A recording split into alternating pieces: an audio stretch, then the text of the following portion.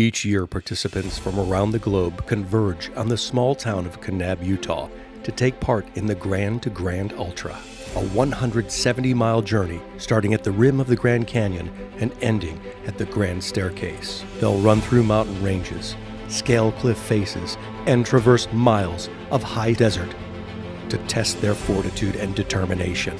Living on only what they can carry on their back, their goal is to survive the Grand to Grand Ultra. The last night at the Grand to Grand Ultra has passed. Summer thunderstorms, which bring much needed water, also bring risk. Heavy rainfall has created mudslides, and the last stage of the competition is quickly reset. A veteran of the racing circuit, Colin is always alert to the dangers involved. Crazy weather the last 24 hours. We had storms rolling up from Mexico, thunder and lightning through the night. We had reset stage 6 to accommodate the problems that we foresaw up on the Grand View Trail, going up to the summit of the Grand Staircase, up above 8,500 feet. But even with the changes we made, it was still, we considered, too dangerous at 4 o'clock this morning to have people out there at a 6 o'clock start in the dark and be subject to lightning up there on the cliff face. So what we decided to do, we talked to Search and Rescue, and we've reviewed it, and instead we're actually going to do a shorter stage here just for people to celebrate coming in. All the places are actually been already set anyway after the stage yesterday. So traditionally we have the last stage as a celebratory stage in any case. So I think people were very happy when we went into their tents at 5 o'clock this morning and told them they weren't going to come out and be running in pouring rain, thunder and lightning. So okay, so if you'd like to come into Tent Apache and have a look at the mess that has been left by the guys. In the corner here we've got a nice neat pile of junk. We've got Mike next to me, he's my compatriot from the UK. We've got Molly, the star of the show. And we've got Kim, who's always very demure. We've got Yuan from South Korea via Denver. And then Travis, of course you know. Very clean, very clean. And the tent is probably the cleanest it's ever been all week. I've got the lightest bag I could find, which is, I'm a warm sleeper, so it was good for me. No hood, and it unzips most of the way, so I've got it draped over like a big blanket right now.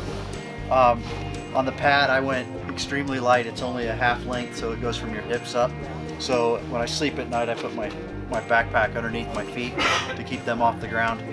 And yeah, not real thick. My hips were hurting this morning from the cold on the ground. And then other than that, there's not a lot left because we ate it all. 7 days of food's gone. And so all we have left basically is our stinky race kit.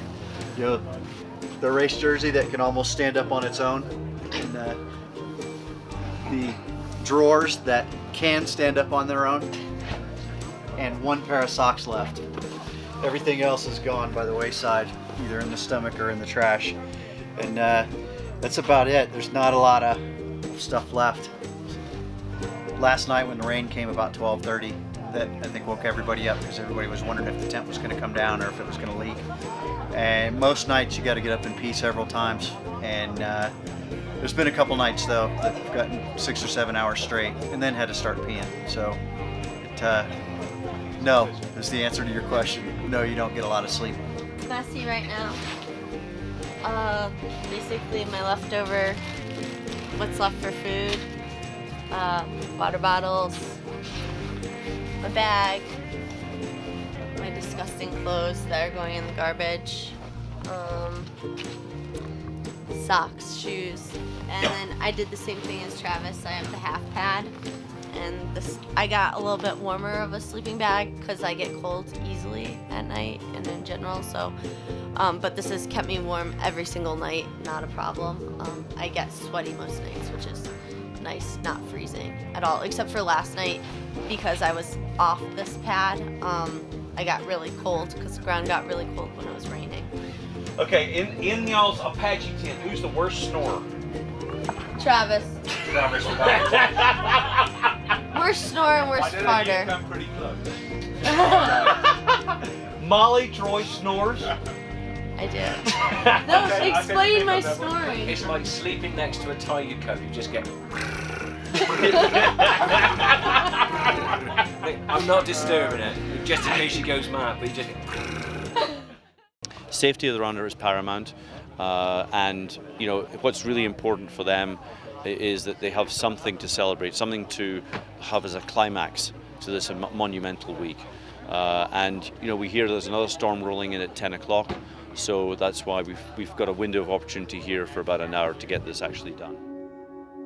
We started with a thunderstorm and we're ending with a thunderstorm, which is pretty unique. We haven't done that before. 10, 9, 8, 7, 6, 5, 4, 3, 2, 1.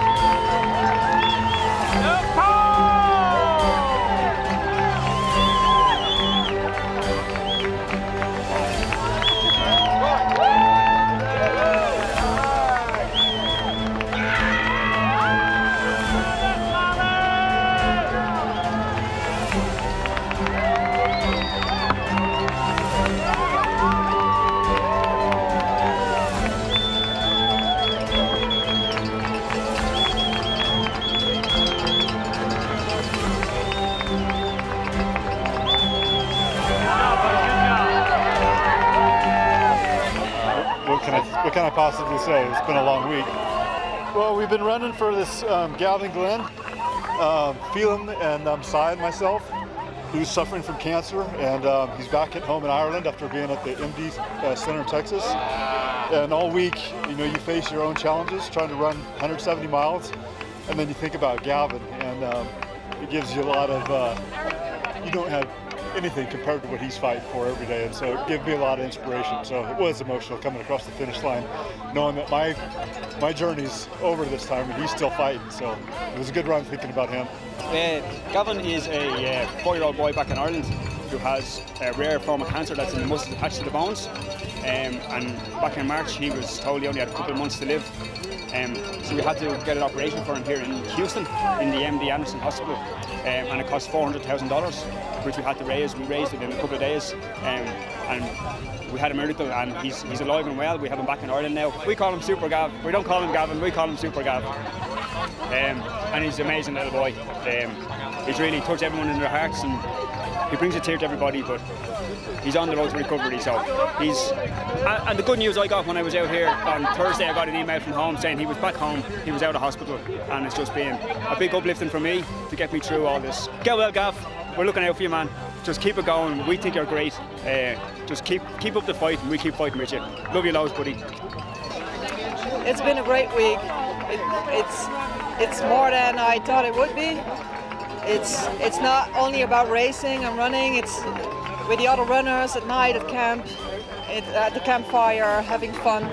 There's been so much laughter during this week. It's just so much fun. I'm really gonna miss it. Molly, come in. Yeah, Mal. Happy birthday, girl. 30-30. Despite losing their friend Jamie, Molly and Travis managed to complete the competition and learn from their experience.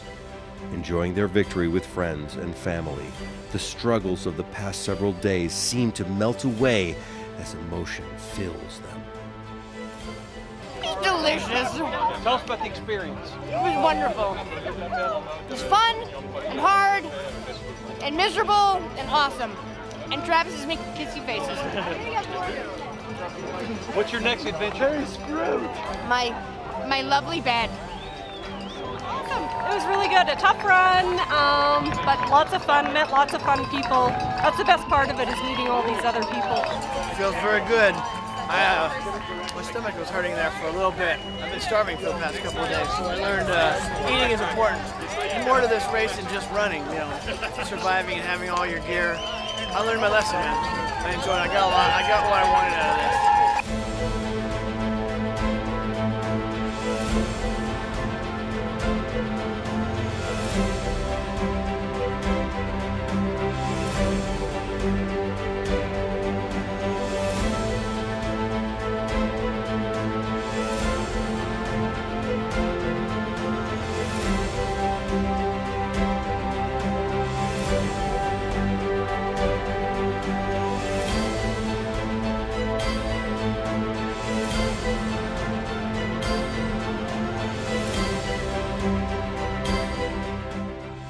What has been an epic 7-day journey, testing their bodies, minds, and spirit, has now become one of their greatest accomplishments.